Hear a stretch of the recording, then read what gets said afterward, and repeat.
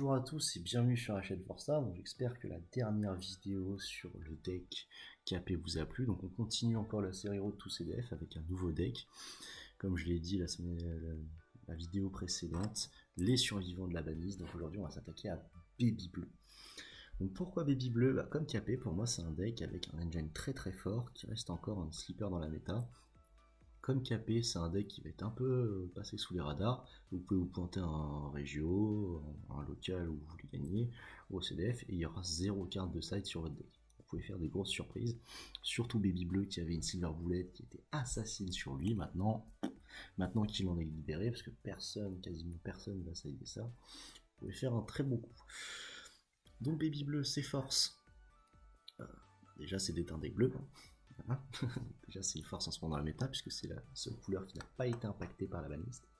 Voilà, pour les pinailleurs, il y a le Janemba crit, mais bon, faut pas déconner, c'était quasiment pas joué. Donc son orientation c'est d'être contrôle évidemment. C'est un deck bleu.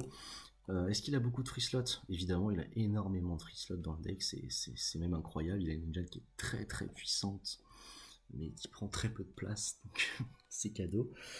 Ça donne aussi énormément de fantasy deck building possible, de matière, parce que l'effet terrain est vraiment très fort, même s'il a été raté.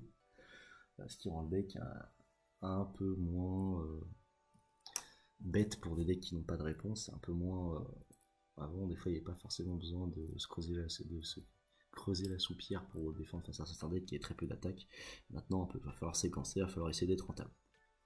En capacité de side, très bonne, parce que le bleu arrive facilement à rentrer des cartes de side, parce que des fois des cartes de side situationnelles ça peut coûter cher, et le bleu des fois tu peux payer cher pendant ton tour, parce que après pendant le tour adverse, dès que tu fais un contre ou quoi que ce soit, ça retape. Donc il y a des unisons qui retapent une énergie, des extras qui retapent.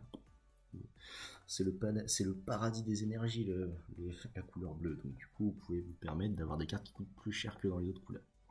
Sa vulnérabilité post-side, elle est très élevée, évidemment. Baby, il est sensible à plein de choses, à la discard, au contrôle de main, au contrôle de main du noir aussi, parce que il en est tributaire, parce que les deux seules choses qui peuvent potentiellement trigger un contrôle de main dans le noir, c'est les deux engines principaux de Baby, c'est-à-dire retaper et contrer, donc du coup, il est sensible. Il avait une Silver Bullet dédiée, maintenant elle va peut-être un peu disparaître, comme je l'ai dit, à voir, mais... oui, si tu tombes face à quelqu'un qui l'a encore par habitude ou par conviction et dit je veux bien perdre mais pas contre Baby Bleu, tu vas passer un très bon moment. Donc il est assez vulnérable. De plus qu'il est linéaire en plus. En termes de métacall, pour moi contre le rouge, pour moi je vois difficilement le rouge perdre face à Baby Bleu. Vraiment. C'est pas forcément pour... Après peut-être que j'ai mal analysé, mais pour moi le rouge est très bien. Le rouge c'est un petit peu Bambi, donc il est parfait. Le jaune c'est chiant, parce que j'ai du contre-contre. Après j'ai peut-être été un peu sévère en mettant 2 sur 5, mais en ce moment le jaune est très contrôle, donc du coup Baby il aime bien le tempo du jaune. Mais ça reste un deck qui a un contre-contre, ça reste un deck qui peut empêcher les unissons, donc du coup en termes de value c'est compliqué pour Baby. Surtout qu'il a une carte en plus le jaune qui permet de rendre un peu plus cher les extras à Baby. Avec les ratas de son terrain, s'il a un truc sur le board, ça rendra encore plus cher les extras, pas très rentable, ça pique. Le vert, donc le vert pour moi aussi, c'est comme le rouge. En fait, globalement, quand vous jouez Baby Bleu, pour moi, vous jouez aussi un petit peu une pièce en l'air en termes de pairing, comme vous pouvez le regarder sur les nocs. Pour moi, face au rouge et face au vert, vous pouvez pas perdre, ou c'est très compliqué. Et face au noir et face au jaune, vous pouvez vous faire allumer, quoi. Surtout face au noir. Le Baby déteste le noir.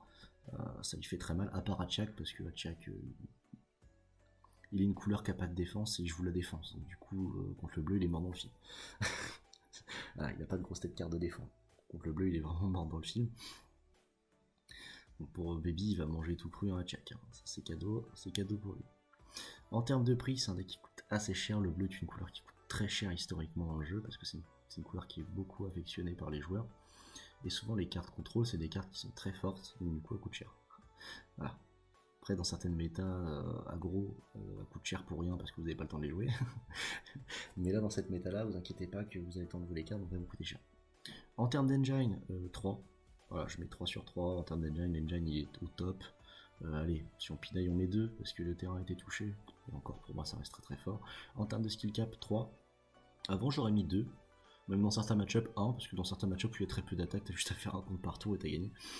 Quasiment, je grossis le trait volontairement pour être provocant, mais c'était pas loin d'être ça. Maintenant, il va falloir un peu plus séquencer, surtout quand t'as une battle sur terrain, que t'as tenté de mettre un stop turn. C'est plus aussi free de vraiment arrêter le tour après un stop turn. Avant, quand tu posais ton Gohan Baby, tu pouvais contrer tout le temps pour 1 et t'étais peinard. T3, tu pouvais faire ton Gohan Baby et voilà. Tu faisais ton contre dédié au deck et tu piochais 1. Ton Big Bang attaque, enfin ton Big Bang défense. Tu piochais 1, tu détapais 2 pour 1. C'était fort. Maintenant, tu peux plus le faire. Tu es obligé de passer par un D-Magic qui, en termes de CA, fait du -1 dans le deck. Et c'est un deck qui est sensible au CA, en termes de CA. Donc du coup, c'est plus pareil. Il va falloir commencer à se creuser la soupière. Parce que le mec mettait une carte sous le deck, toi tu faisais un CA, tu faisais du CA sur ta défense, et lui en perdait. Donc c'était vraiment assez relou pour lui. Surtout que c'est un deck qui des fois a besoin de poser des comptes qui viennent sur le terrain, puisque c'est des comptes qui ont servant, et avec l'effet de son leader, ça lui permet de piocher un dessus, donc ça lui permet de faire du CA sur son contre. Là, ça va être compliqué. Ça va être compliqué avec les rats à terrain, il va falloir un petit peu mieux séquencer, poser un stop turn au bon moment, on va être sûr que ça stoppe. En termes de decklist, donc j'ai pris la decklist du dernier tournoi d'un event BO1. J'ai pris un bon event BO1, le Core TCG Online, qui a été gagné par King Cold avec Devin Bellenwas contre un Vegeta SS4, donc qui est du bleu contrôle aussi, en finale. Enfin, c'est pas vraiment une finale, c'est la dernière ronde finale. Ça s'est joué sur un top deck de Freezer à 5 après un Android 17. C'est la vie, hein, ça peut arriver à des gens bien de perdre là-dessus. Mais le deck Bibi Bleu a fait un bon résultat, c'est encore un très très bon deck de B1 et des fois on est dans une méta où vraiment on peut gagner un 0 malheureusement, donc du coup Baby est fort. Baby est fort. Après, il y a mieux en termes de deck bleu en ce moment, donc du coup Baby recule un peu avec les ratas de son terrain, mais pour moi il reste très fort. Pourquoi? Quelle carte en plus de son archétype apporte un peu un renouveau en termes de valeur? Donc pour ce qui est du KP, c'est l'arrivée du Goku Lee. Pour moi, ce qui est fort dans Baby, c'est l'arrivée de cet Oceanus. Donc Oceanus est un faux stop turn puisqu'il stoppe pas tous les decks. Il y a des decks qui ne piochent que très peu, qui s'en foutent du coup. Mais contre tous les decks aggro, tous les decks pour lesquels Baby est sensible, ces decks qui ont pioché beaucoup, ces decks qui ont poussé fort, et ben Oceanus est un stop turn parce qu'on peut pas se permettre d'attaquer sous Oceanus. On peut pas se permettre de effet de Oceanus, je vais le présenter. Pour 2 contre pendant le tour adverse, il coûte 5, pendant le tour adverse, il coûte 2. Pour 2, vous annulez l'attaque et vous essayez de poser cette carte. Si cette carte est posée sur le terrain, à chaque attaque adverse, votre adversaire devra meuler 4 cartes. Voilà. Son auto, je le dis pas parce qu'il est utile que dans le deck Xenocine, qui est un deck inexistant dans la méta, donc c'est pas intéressant. Et en plus, il a bloqueur, donc c'est-à-dire que s'il n'a pas de remove de borne, s'il veut faire une attaque supplémentaire qui peut porter à vos PV, il devra meuler 8. 8, c'est un cinquième du deck, quasiment. Voilà, un sixième, du coup, je pense. Ouais, un sixième. C'est énorme. Meuler un sixième de son deck, alors que déjà tu pars avec 14 cartes de moins dans le deck. Quand tu vois 50, c'est un sixième. Quand tu pars avec déjà moins 14 parce que t'as 8 PV, t'as 6 cartes en début de deck, en début de partie, c'est colossal. Hein. C'est colossal. C'est un stop turn dans énormément de decks qui essayent d'avancer vite dedans ou qui se meulent et qui piochent beaucoup. C'est vraiment un stop turn, donc ça en rajoute 4. Et Baby, les stop turn, lui, il va très vite pouvoir les utiliser et ça lui fait plaisir parce que c'est un deck qui a des gros finishers.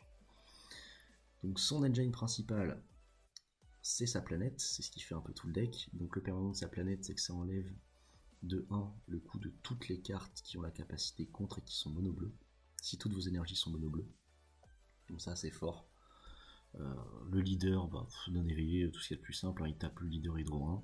Quand il est éveillé, il gagne Overlord, donc vous pouvez prendre une carte qui a servant sur le terrain, la mettre sous le deck et vous piochez 1. Pareil, quand il tape, tu pioches 1. Et il en active Pen qui est sympa, tu as 3 cartes du dessus de ton deck, tu prends une mono bleue qui a la capacité contre, tu l'ajoutes à ta main. Si tu fais ça, tu prends les 2 cartes, tu les mets sous le deck, et tu prends une carte de ta main, tu la mets sous le deck. Donc ça te permet de tutoriser le plus rapidement possible tes pièces principales de compte, qui sont tes pièces d'engine, et ta SCR. Donc t'as un effet leader qui à chaque fois quand il est éveillé va tuto la SCR. C'est fort. Haut effet du terrain, ce qui peut être utile des fois, mais Normalement, tu vas peut-être le faire contre Cell-Serge.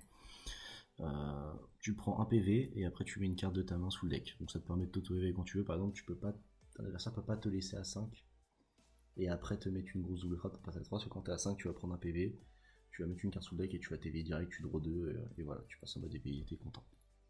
C'est très fort, tu as tuto, après tu vas faire ton effet leader de tuto 3 cartes pour aller chercher un compte qui est intéressant. Voilà. Globalement, tu prends la revanche du Big Bang, tu prends ta SR à Chak, t'es refait. Pour les cartes, on va présenter d'abord les comptes parce que c'est quasiment l'engine du deck, parce qu'on a un deck qui va contrer beaucoup. 4 Gohan mignons, voilà, donc avec le terrain, il coûte 2. Quand il n'y a pas de battle sur le terrain, il coûte 2. 2, tu le poses, et à chaque fois que ton adversaire va taper, il va devoir mettre une carte de sa main sous le deck.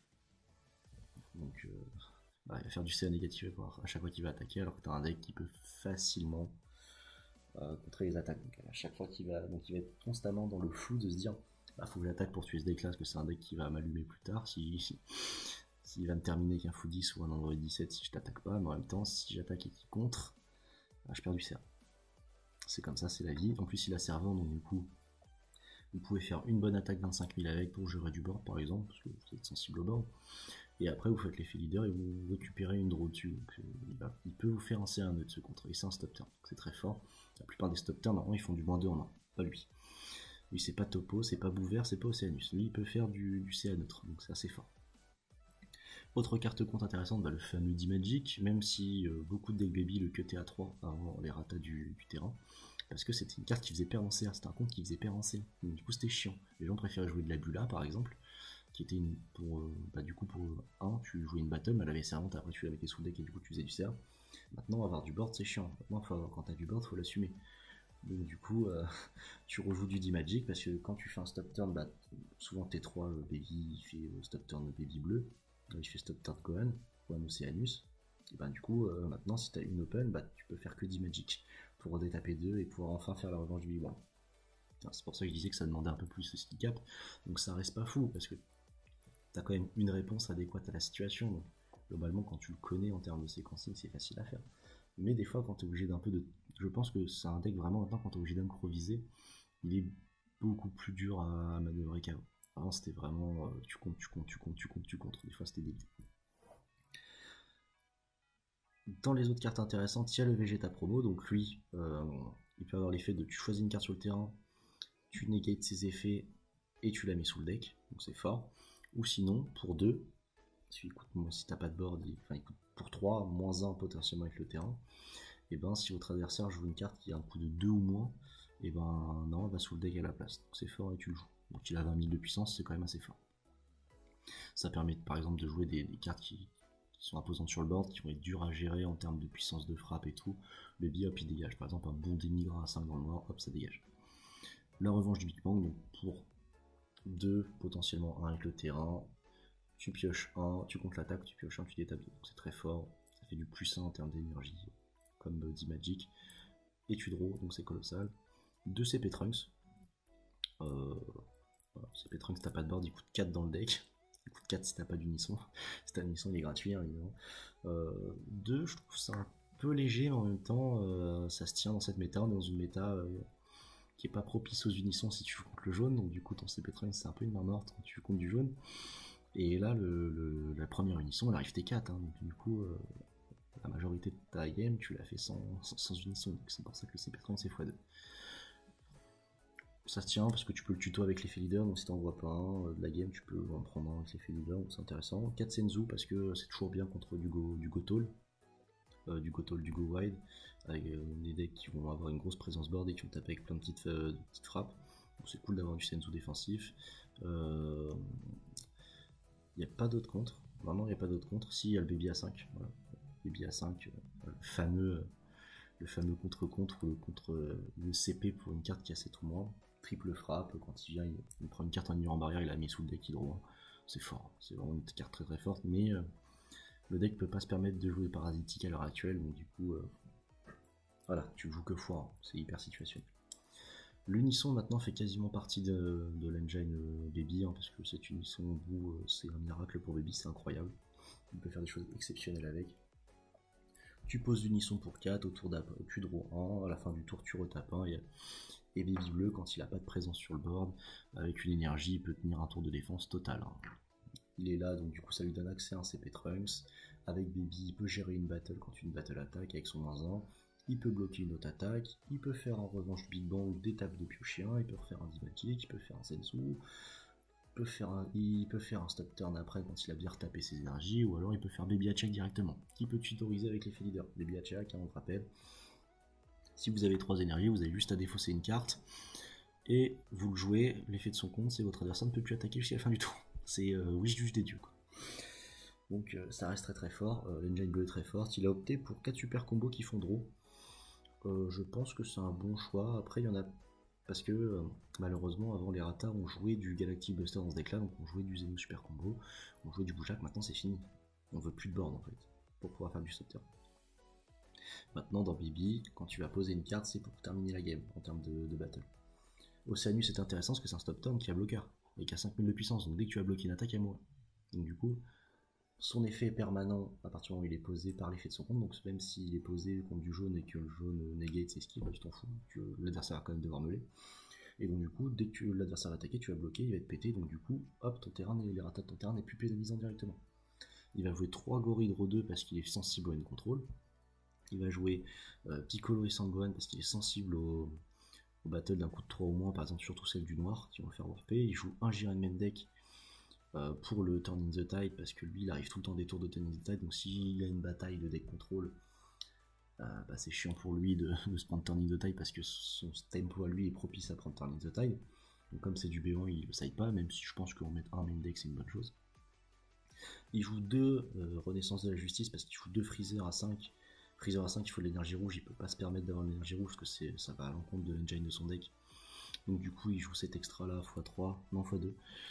Pour jouer 2 Freezer, donc c'est très fort. Freezer c'est un finisher contre plein de decks. Maintenant les decks piochent vraiment très très vite en ce moment, donc du coup c'est très très fort pour lui de pouvoir jouer ce genre de deck, vraiment c'est une très très bonne chose. Ses finishers c'est x10, hein, x10 pour 6, espace temps 10, votre adversaire peut auto, votre adversaire peut pas activer jusqu'à la fin de son prochain tour des skills autre que son leader, donc globalement ça sonne au-delà des parties, x10, le turn in the tide à 7, il a déflexion, il a coup critique, il a 30 000 quand il vient, toi et ton adversaire vous faites un peu comme tapis comme tapis au poker, vous posez vos cartes, vous les mettez dans le deck, vous les mélangez dans le deck, vous êtes à 0 cartes en main et vous regardez dans le blanc des yeux et c'est la bagarre. C'est la bagarre avec ce qu'il y a sur le board. De plus, petit effet qui se coule, pour l'adversaire, il met aussi toutes ses battles qu'il a en dispersion, il les met dans le deck. Donc du coup, il ne pourra pas faire de top deck espace-temps. Enfin, ce sera moins facile de faire un top deck espace-temps, ou alors il peut pas profiter d'un Gorille Draw 2 qui se balade en dispersion. Non, c'est mort. Il a choisi, comme il avait, je pense, pas forcément de meilleures cartes à mettre dans le deck. Maintenant, il n'y a plus de place à faire pour des battles, parce que comme je dis, les ratas du terrain, ça ressente vachement ce deck-là autour de son engine. Donc du coup, il joue 4 croisements du destin, donc ça fait faire le top pour 1, tu fais le top 2, tu prends une carte des deux, tu la mets dans ta main et l'autre tu la mets sous le deck, et après tu retapes une énergie pour le tour adverse. Donc en termes d'énergie, tu n'en perds pas. En termes de cartes, c'est fort parce que ça fait de la turbo draw. Donc globalement c'est comme s'il jouait, déjà il joue à 49 parce qu'il a un terrain qui joue directement sur le terrain. Et après s'il touche une ou deux croisements du destin en termes d'avancée dans son deck, c'est comme s'il jouait à 47, 46 si on touche 3. C'est fort, ça permet de toucher très vite Baby Hatchak qui est une condition. Dans certains decks, ça permet de toucher très vite ton Freezer, ça permet de toucher très vite ton Android 17, ton x10. C'est une très bonne chose. C'est vraiment une très bonne chose d'ajouter ça. Quand t'as pas mieux à mettre dans un deck bleu, c'est une énorme carte, ça te permet d'avancer plus vite dans le deck et d'avoir ce que tu veux. Donc globalement c'est un peu tout pour Baby.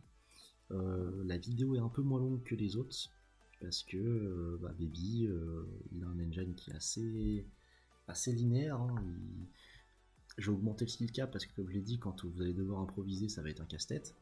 Mais c'est un deck qui est assez piloté d'une seule manière, surtout maintenant avec les ratas. Il a moins de chance, il y a moins de diversité dans le deck. Vous allez taper leader unisson, et c'est tout quoi. Et après, si vous posez un Android 17 Turn in the Tide ou un x10 ou un Freezer, c'est pour finir la game. Donc du coup, voilà, il y a moins de choses à dire maintenant sur Baby. Je trouve que le call Intercity croisement du dessin Intersected Fate en anglais, que j'ai très mal dit, hein, c'est catastrophique, est un bon call parce que ça permet de turbo draw et de plus facilement toucher votre stop turn Océanus qui sont pas tutorisables avec l'effet du leader éveillé. Ou le freezer à 5, parce que ça peut être chiant, hein, parce que si tu vas jusqu'à 3, donc c'est jusqu'à 3, hein, donc par exemple si vous avez le contre que vous voulez sur la première carte, allez pas plus loin parce que du coup les autres cartes vous allez les mettre sous le deck, donc c'est chiant. Voilà, voilà, c'est quand même un effet handicapant, quoi. Toutes les cartes qui ne sont pas un peu d'archétype contre, bah, tu les mets sous le deck, hein, sur l'effet du leader, donc c'est chiant. Donc c'est un deck qui est quand même assez fort. Voilà, je l'ai dit pas mal de fois. En fait, si votre adversaire n'a pas de réponse à son Android 17, à son Fou 10, qu'il est sensible à la meule et qu'il n'a pas de réponse à Freezer 5, bah, vous allez suffisamment de compte, suffisamment de stop turn dans le deck pour lui dire fin de tour à moi, T3, T4, et après vous finissez sur Freezer. Donc T4, T5, T6, et bim, Android 17. Donc il est très fort. Ses points faibles, ça peut être des decks qui sont plus contrôle que lui, il n'y en a pas tant que ça, ou des decks qui rampent. Par exemple, le Vegeta SS4, c'est plus fort que lui parce qu'il va faire ce qu'il fait lui, mais avant. Globalement, il va lui faire son Turning the Tide avant lui, et ça va le faire chier. Et ça va le faire chier de partir avec 0 carte, 0 carte en main avant. Surtout que lui, il a besoin de vite s'éveiller à 4 PV, donc du coup, ça va être compliqué, quoi. En tout cas, c'est à peu près tout pour cette vidéo. Là, au fond de cette vidéo, je sais pas par quoi je vais enchaîner en termes de deck, donc je peux pas vous promettre pour la suite. Je pense que je vais partir sur du BT14 en vrai, donc à voir si je pars sur le rouge BT14 ou si je pars sur Bouvert. Ça, l'avenir vous le dira. Mais c'est à peu près tout pour ce deck là. Je pense que c'est un bon call. C'est pas les decks que je vous conseillerais en termes de tyran, les valeurs sûres, je vous le dis, hein, c'est du Xeno Gogeta, c'est du SS, c'est du Gohan Icarius, Vegeta Ramp c'est très fort, Gohan U7 c'est fort, il y a plein de decks forts. Celui-là il fait pas partie des très forts, mais des fois dans un event comme le CDF, où il y a tout, il n'y a pas forcément que des decks top méta. Je trouve que Baby c'est un deck qui va facilement bouffer les decks non top méta. Donc sur les débuts de round ça peut être très intéressant. Et là aussi ce qui est fort c'est que personne va sider contre vous, quoi. C'est tellement ouvert un CDF que c'est un casse-tête pour le side, il y a tout le temps des slots à rentrer de side. Et du coup les gens n'auront pas la passe de sider contre Baby qui est un deck maintenant qui passe sous les radars. C'est comme KP, vous pouvez faire des choses incroyables sur le fait que votre adversaire n'a pas de réponse en side. Alors que lui va avoir un deck totalement linéaire, vous êtes totalement préparé à jouer son deck et vous allez le fumer. Bon, en tout cas, j'espère que ce deck là vous a plu, j'espère que la decklist vous a plu. N'hésitez pas à commenter si par exemple les choix de decklist vous plaisent pas. Je peux pas faire des decklists moi-même tout le temps. J'ai vu des retours là-dessus. Je le conçois totalement, que des fois vous préférez une decklist faite par un français par rapport à la méta française et tout. Je trouve que la méta américaine et française n'est pas si différente que ça.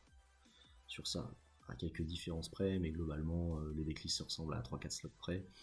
Comme je l'ai dit sur la vidéo précédente, on ne sait pas encore ça va être quoi la méta du CDF, donc le but de la vidéo c'est pas de vous faire un deck en termes de slots au poil du cul, à la tech carte près pour le CDF, clé en main.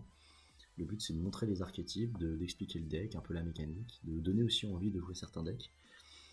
Ça peut toujours être cool d'avoir de la variété au CDF, en termes tout simplement de plaisir de jeu, d'expérience de jeu. Si vous voulez, voilà, il y a quand même pas mal d'abos sur la chaîne, hein. C'est pas mal d'abos, c'est par rapport aux petits youtubeurs que je suis par passion d'une niche. On a plus d'une centaine d'abos. Si vous avez peu de communauté par chez vous pour vous aider, vous donner des conseils, n'hésitez pas à nous MP, que ce soit Maxime, que ce soit moi, on traîne souvent sur le groupe FR, on fait des commentaires pas toujours pertinents, mais on a le mérite de participer. N'hésitez pas à nous MP, surtout sur Facebook, sur Messenger, on répond pas mal. Si vous avez des questions sur des decks, tout simplement, si vous vous dites oui, je vais emmener un tel deck dans un régio ou dans un local ou machin, est-ce que vous pouvez me conseiller peut-être éventuellement des cartes à acheter pour jouer un type de couleur ou un avis sur une decklist, n'hésitez pas, on se rend disponible. on n'est peut-être pas les meilleurs connaisseurs du jeu, mais on peut toujours rendre un service, ça peut toujours être intéressant pour certaines personnes si vous n'avez pas accès à une communauté sur vous. Il y a des très bons Discord, vous pouvez aller sur le Discord de globalement toutes les grandes boutiques qui font des tournois, Suko Games, d'autres auteurs. Alors, on a la chance d'avoir une communauté active, voilà, il y a le Discord aussi globalement du groupe FR, francophone, donc il y a beaucoup de monde. Vous pouvez poser des questions, après si vous ne retrouvez pas forcément par exemple dans les discussions qu'il y a sur ces groupes là, vous pouvez nous MP globalement si vous voulez peut-être plutôt des conseils qui sont plus adaptés. Si vous aimez bien peut-être nos manières de build les decks, je sais pas pourquoi pas, ça peut exister. N'hésitez pas à nous contacter en MP, c'est pas... on essaiera de se rendre disponible dans la mesure de notre emploi du temps, bien sûr. On est des êtres humains, on a des choses à faire, on a une vie de famille, mais globalement on répond assez souvent. Je pense que tous ceux qui nous ont envoyé des MP peuvent constater qu'on répond souvent et le plus vite possible. Donc voilà, c'est un petit appel comme ça si vous voulez. Globalement, le but de cette série, c'est d'aider les gens pour le CDF. Là, je pense que les 3/4 des gens qui regardent la vidéo, ils sont souvent au point sur les decks que je présente, mais des fois, il suffit qu'il y ait une dizaine de personnes, une vingtaine de personnes qui apprennent des choses dans la vidéo. Moi, ça me fait plaisir. Ça permet aussi de faire des mises à jour sur certains decks aussi, donc c'est toujours intéressant.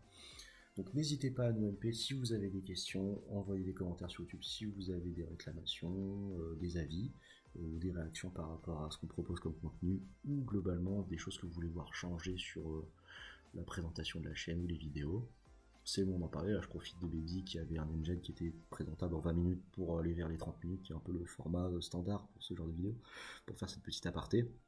N'hésitez pas à participer sur la chaîne, à être actif, et je vous dis à bientôt sur la chaîne 4Star.